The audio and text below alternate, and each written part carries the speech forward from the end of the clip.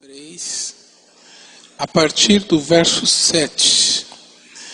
Finalmente nós vamos iniciar nessa noite a nossa nova série de mensagens, que é uma série baseada no livro de Juízes. Então, nos próximos domingos nós vamos expor o livro de Juízes. E os 2 primeiros capítulos do livro são uma introdução de tudo aquilo que vem a seguir. E o final do capítulo 2 trata da morte de Josué. Logo após a morte de Josué, então se dá início a uma era registrada neste livro, uma era de 350 anos. Sim, o livro de Juízes é um relato, é uma narrativa de mais de 3 séculos, quase 4.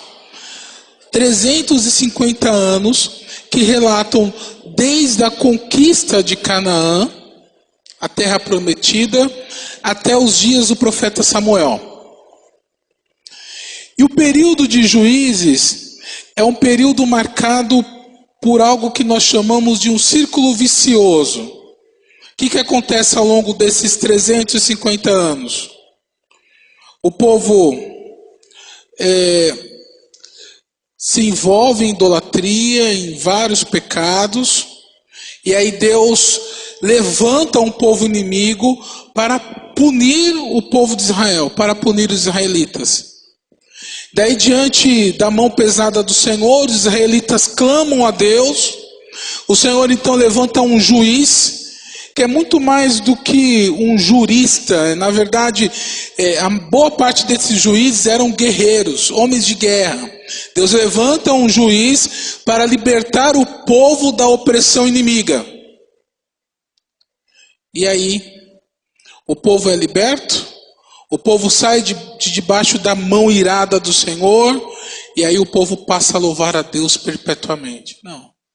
O povo volta a pecar, a fazer as mesmas coisas. Aí Deus pesa a mão, o Senhor clama, o povo é liberto. Aí o povo volta a pecar e assim vai.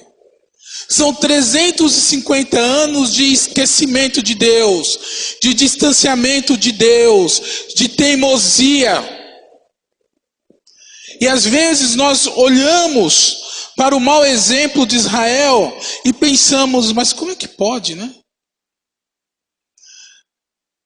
Mas textos como esse, muitas vezes, nos parecem mais um espelho. Infelizmente, muitas vezes essa é a nossa realidade. Eu quero, portanto, te convidar a viajar há séculos atrás e a observar a teimosia de um povo, mas a graça de um Deus maravilhoso, que é o Deus que eu e você servimos hoje. Juízes capítulo 3, a partir do verso 7, diz assim: os filhos de Israel fizeram o que era mal perante o Senhor e se esqueceram do Senhor, seu Deus, e renderam culto aos Balaíns e ao poste ídolo. Então a ira do Senhor se acendeu contra Israel, e ele os entregou nas mãos de Cusã-Risataim, rei da Mesopotâmia. E os filhos de Israel serviram a Cusã-Risataim 8 anos. Clamaram ao Senhor, os filhos de Israel, e o Senhor lhes suscitou o libertador que os libertou. Otiniel, filho de Kenaz, que era irmão de Calebe, e mais novo do que ele. Veio sobre ele o Espírito do Senhor, e ele julgou Israel. Saiu a peleja, e o Senhor lhe entregou nas mãos a Cusã-Risataim, rei da Mesopotâmia, contra o qual ele prevaleceu. Então a terra ficou em paz durante 40 anos. Otiniel, filho de Kenaz, faleceu. Quando o Henrique nasceu, aliás, quando o Henrique era novinho, tinha um ano no máximo, a Daniele ajudava na coordenação de um colégio em São Paulo, na Zona Norte. Eu também pastoreava na Zona Norte de São Paulo, só que nós morávamos em Guarulhos. Então havia um período do dia que eu ficava com o Henrique, nós revezávamos nisso. Então ele fazia bastante essa viagem Guarulhos, São Paulo comigo na cadeirinha, né? Via Dutra, eu e o Henrique, íamos e voltávamos. E a Daniele sempre fazia uma recomendação aparentemente esdrúxula. A recomendação era a seguinte: não esqueça o Henrique dentro do carro, tá? Todo dia a mesma recomendação. E eu ficava, mas não é possível. Será que eu seria capaz de esquecer meu filho? É possível, há casos, né? Quem sou eu para julgar o zelo desses pais, mas alguns deles esquecem os filhos dentro do carro. Eu achava inadmissível, porque o que havia de mais precioso do que meu filho? O que há de mais precioso do que o seu Deus? O que há de mais precioso do que o Senhor nosso Deus, Criador dos céus e da terra, que se fez carne e morreu por nós? O que há de mais valioso? Mas eu e você, muitas vezes, nos esquecemos deste Deus. Não é verdade? Será que você nunca se esqueceu do Senhor? Ou será que ultimamente você não tem se esquecido dele? Talvez você esteja se esquecendo dele, deixando de orar. Talvez você esteja se esquecendo dele, deixando de contribuir com a obra do Senhor, deixando de evangelizar, deixando de ler a Bíblia. Ou quem sabe, diante dos problemas, você esteja se esquecendo do Senhor, deixando de lembrar-se das suas promessas, deixando de lembrar-se da sua fidelidade, do seu amor, do seu cuidado, da sua graça. As razões pelas quais te fazem esquecer do Senhor são várias, mas são injustas. Há um livro de Philip Yancey intitulado, e eu não vou entrar no mérito da questão, na verdade eu nem li o livro, está lá na fila dos livros que eu preciso ler, mas é um livro conhecido e o título é muito sugestivo: Decepcionados com Deus. É claro que Deus não nos dá motivo para nos decepcionarmos com Ele. Aliás, que direito nós temos diante de Deus? Que direito? Que obrigações o Senhor tem para conosco? Nenhuma. Se Ele tem nos abençoado, se Ele tem te abençoado, é porque Ele é gracioso e amoroso. Mas mesmo não tendo razões para nos decepcionarmos com Deus, muitas vezes nos decepcionamos com Ele e questionamos por quê. Como se nós fôssemos bons o bastante para recebermos o favor divino. Como se fosse inadmissível recebermos apenas aquilo que temos recebido, porque nós somos muito bons e merecíamos muito mais.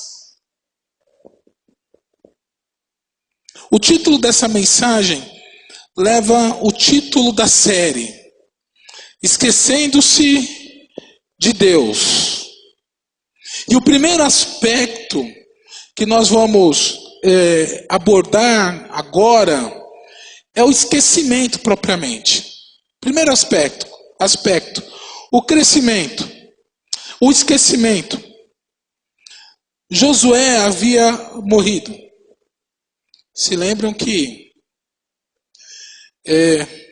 entraram na terra prometida? Quem entrou na terra prometida mesmo?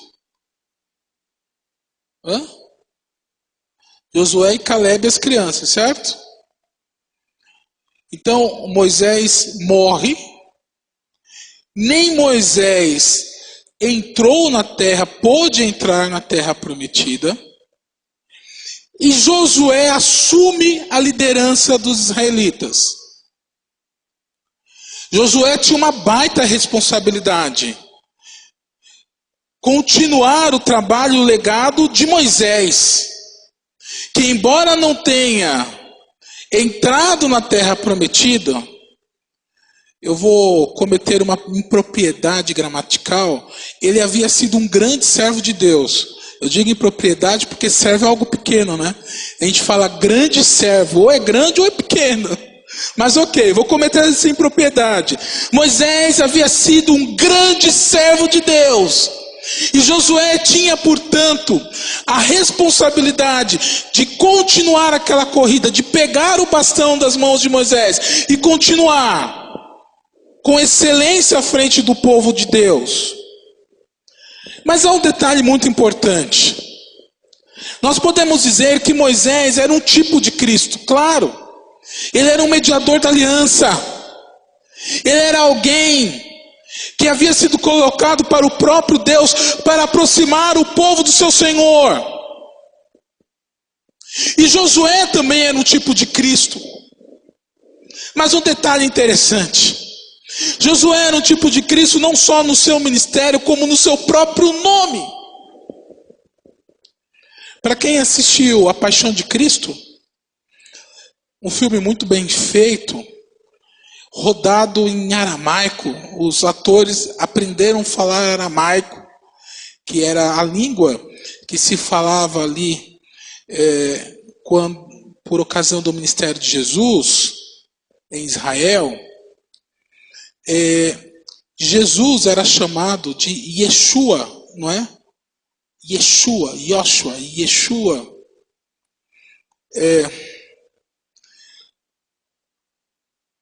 Em outras palavras, Josué.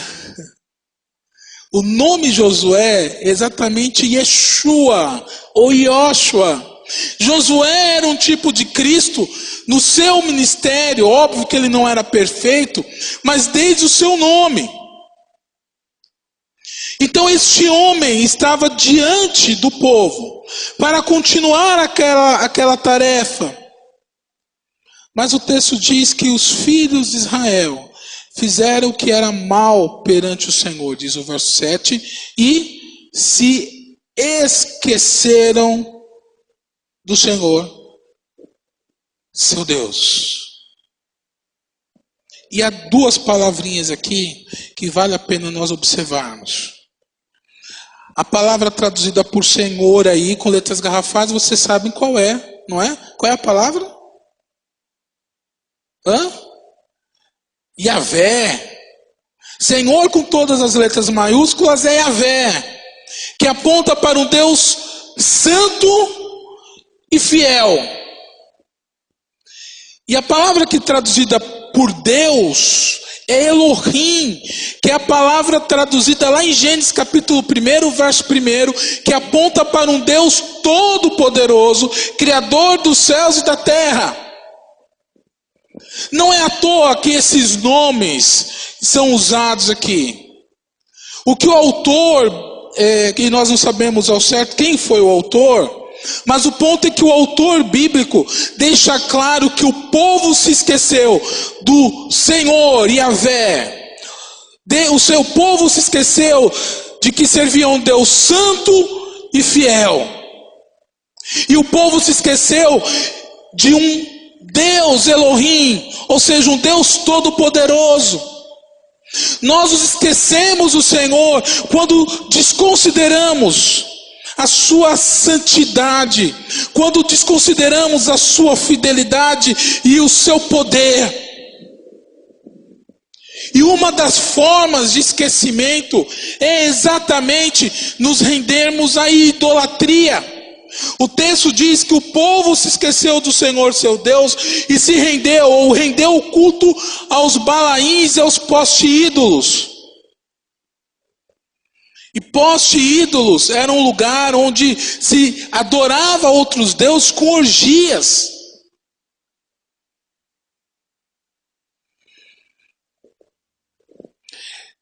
Todas as vezes que nós nos esquecemos de Deus, nós evidenciamos este esquecimento com a idolatria, levantando ídolos no nosso coração,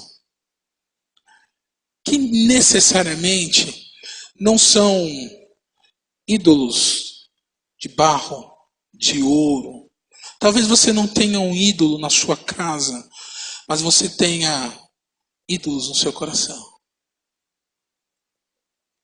Uma paixão Sim, algo que você goste demais e você não está disposto a abandonar. Eu diria que, em última instância, os ídolos que nós levantamos no nosso coração somos nós mesmos. Todas as vezes que nós preferimos satisfazer a nossa vontade à vontade de Deus, nós estamos levantando ídolos no nosso coração. E quão difícil é abrirmos mão daquilo que nós queremos, daquilo que nós gostamos. Abnegar dos nossos sonhos quando eles não estão em conformidade com a vontade de Deus. Quão difícil é isso! E todas as vezes que nós destronamos Deus no nosso coração e colocamos a nós mesmos, nós nos esquecemos de Deus. Eu e você somos capazes de nos esquecermos daquele que deu a vida por nós. Infelizmente, o relato de Israel muitas vezes serve para nós como um espelho. E eis um alerta do Senhor. Mas eu quero continuar a destacar agora um segundo aspecto. Nós vimos o esquecimento, mas em resposta ao esquecimento de Deus, Deus derrama a sua ira sobre o seu povo.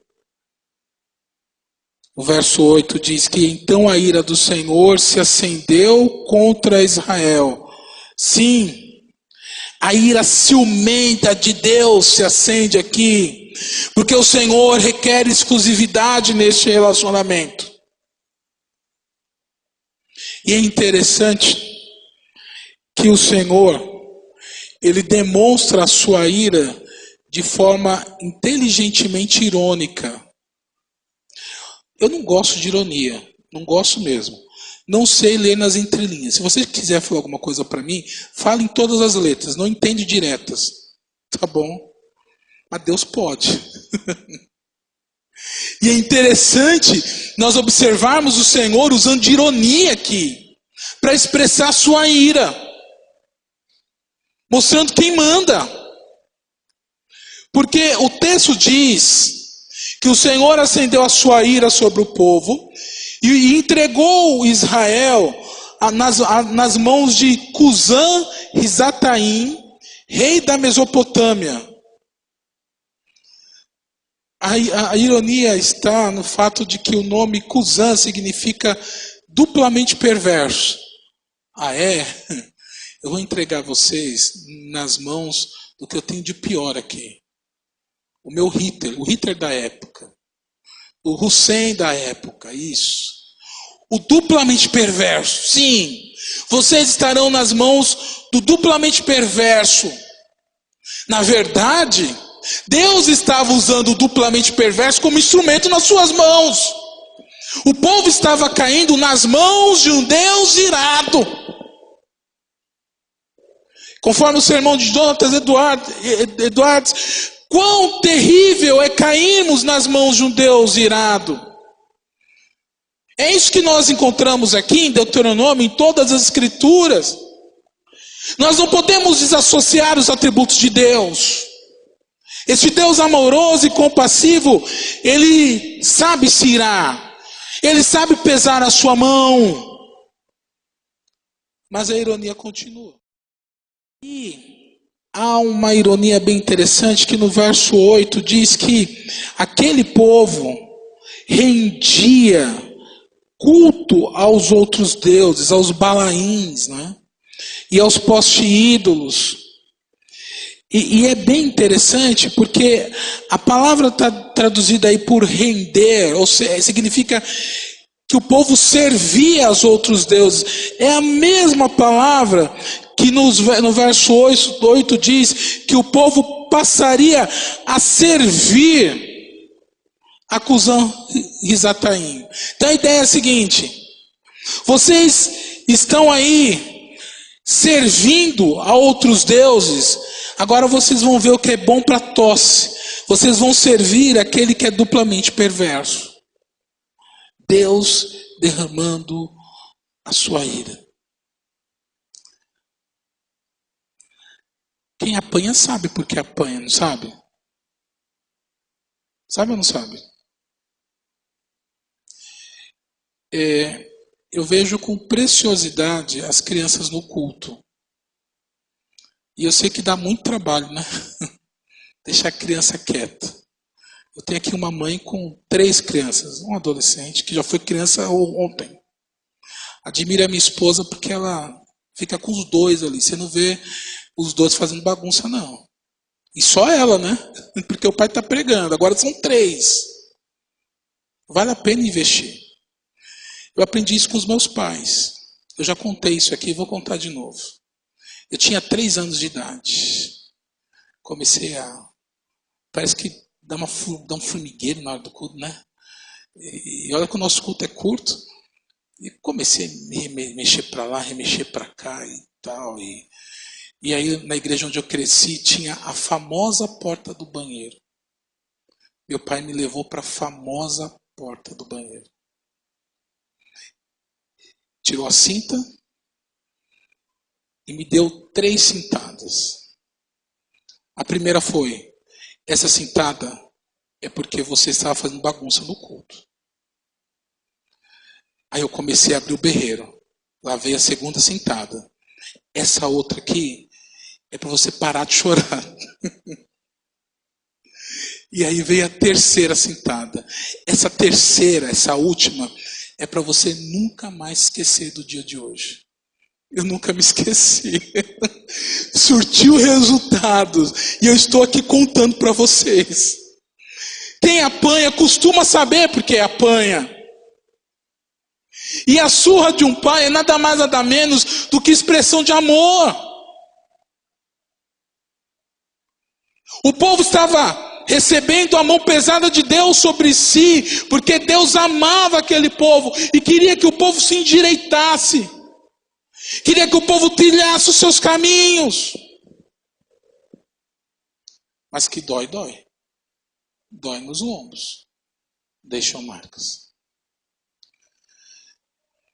Bom, o povo se esqueceu de Deus e recebeu a ira ciumenta do Senhor.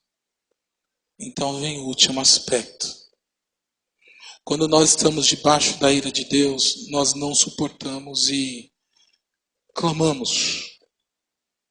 O verso 9 diz: clamaram ao Senhor os filhos de Israel. Essa palavrinha aqui, clamaram, ela não dá ideia de arrependimento. Não é arrependimento aqui. É o clamor de angústia. Não é o clamor de temor, de respeito a Deus. Mas é o clamor de dor mesmo. De sofrimento. Não é o grito de arrependimento, é o grito de dor. Tanto que não era o grito de arrependimento, que o povo continuou esquecendo-se do Senhor. E tanto que o povo continuou esquecendo-se do Senhor, que o Senhor visitou aquele povo com paz, até a morte do juiz que foi levantado, Otiniel. Otiniel foi o primeiro juiz nesses 350 anos. Ele foi levantado por Deus para libertar, não é, de forma militar, Israel do vil de Cusã-Risataim, rei da Mesopotâmia. Aquele homem foi um guerreiro, assim como um líder religioso, porque ele não só encabeçou toda aquela batalha, como ele serviu de referência. Assim como Moisés havia servido, Josué havia servido, aquele homem chamado Otiniel, ele é levantado como referência. E aí o povo anda direitinho, durante 40 anos. Porque após 40 anos, Otiniel morre. Você serve a Deus por quê, hein? Por que você está aqui hoje? Para exibir-se para o irmão, para agradar o pastor, de Deus não se engana. Que bom que você veio e escolheu a boa parte. Mas importante é servirmos a Deus verdadeiramente, gratos, porque o Senhor, Ele ouve o nosso clamor. E ouve mesmo, não ouve? Há orações e orações. É importante que nós oremos todos os dias, mas tem aquela oração tão costumeira, né? Sabe aquela que você faz todo dia? Em nome de Jesus, amém. Mas quando a coisa está difícil, você não consegue ficar em pé. O peso é grande e você só consegue ficar de joelhos. Há aquelas orações que nós nem sabemos como fazê-las. Nos faltam palavras. Quantas vezes diante do meu Deus eu só fiz chorar. Só. Não conseguia falar mais nada. Mas ele entendia. O Espírito Santo de Deus, com sua intrepidez, entendia, traduzia tudo aquilo, falando de forma poética. Esse é o Deus a quem nós servimos. Não tem como. Você é filho de Deus. Se afaste dele. Esqueça-se dele. Desobedeça. O grande peixe vai te devorar. E vai te vomitar onde quer que Deus quiser. Então obedeça. Aquele ditado que é melhor pelo amor do que pela dor, de fato é. Não tem de onde escaparmos. Não se esqueça de Deus. Não se esqueça da sua graça. Mas não se esqueça das suas promessas. Não se esqueça de que tudo isso terá fim. Um dia. Isso nos foi garantido por Cristo Jesus, morto e ressurreto. É nele que temos esperança. É por ele que nós esperamos um amanhã melhor. São nos méritos de Cristo que nós temos a convicção de uma eternidade junto a Deus. Seja grato e não se esqueça das promessas do Senhor. Eu sei que está difícil, mas Deus é fiel. A sua ira é nada mais, nada menos do que expressão do seu amor sobre você. Não se esqueça dele e encha o teu coração de esperança. Que ele nos abençoe. Nós vamos, em resposta à mensagem, ver um vídeo, como temos visto, e tem sido de praxe, uma música, com a tradução, espero que seja bem legível. Então, em resposta, nós vamos atentar para essa canção. E apaga a luz, por favor.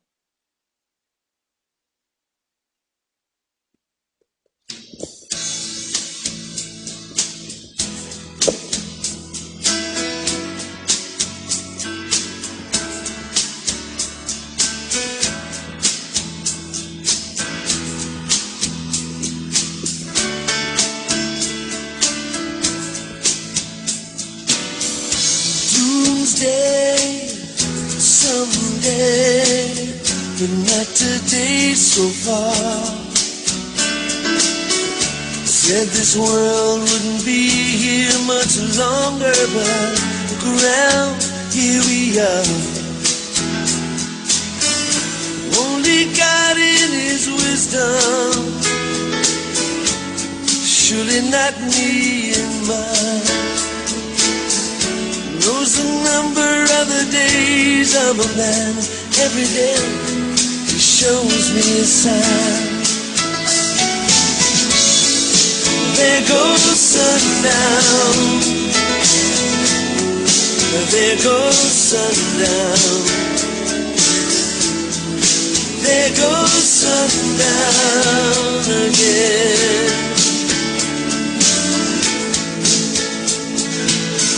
Some days I pray this prayer more than others, for my Lord to come.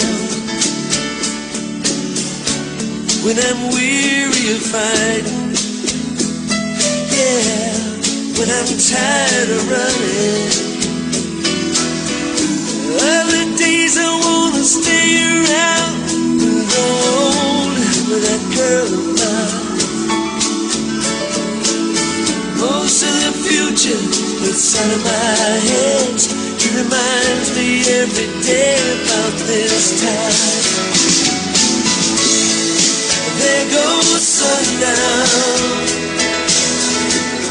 yeah, there goes sundown. There goes sundown again.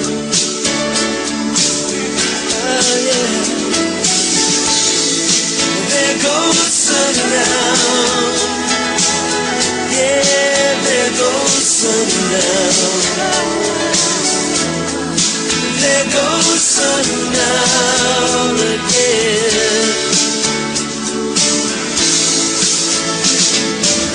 I don't believe we've been forgotten. God's too faithful, He's too good. And keeping all His promises, He's gonna come for me, just like He said He would.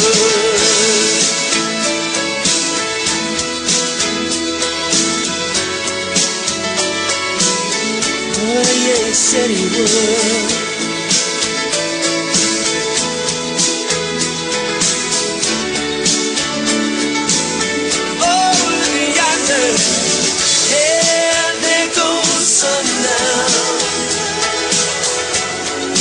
There goes sundown.